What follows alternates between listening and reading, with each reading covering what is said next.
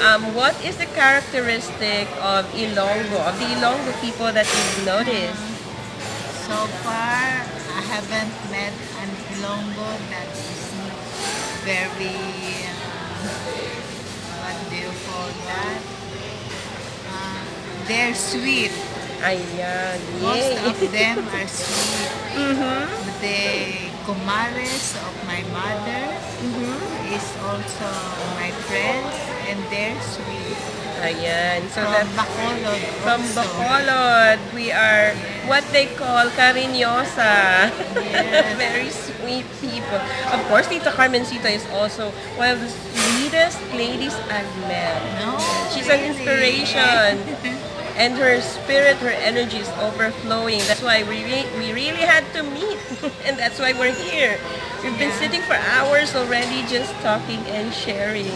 And we've shared a lot. Like really a lot. A lot. Like a lifetime of stories already in just a few minutes. And wow.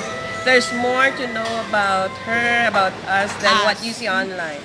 Yeah. Right, Tita? And I'm very happy I had a chance to talk with the love of her life. Yes.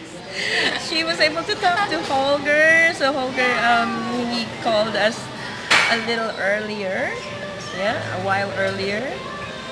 So there. And there. What is an Ilonggo word that we can share to our viewers? Ilonggo.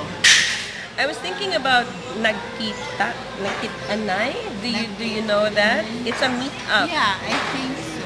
So this meet-up is nagkinitanay. Kit anay. Nagkinitanay. Nagkitaay. Kita ay. That's a tongue twister, right? That's all for now. Thanks for watching and see you again in our next video. This is John Bart and And Carmencita. bye for now.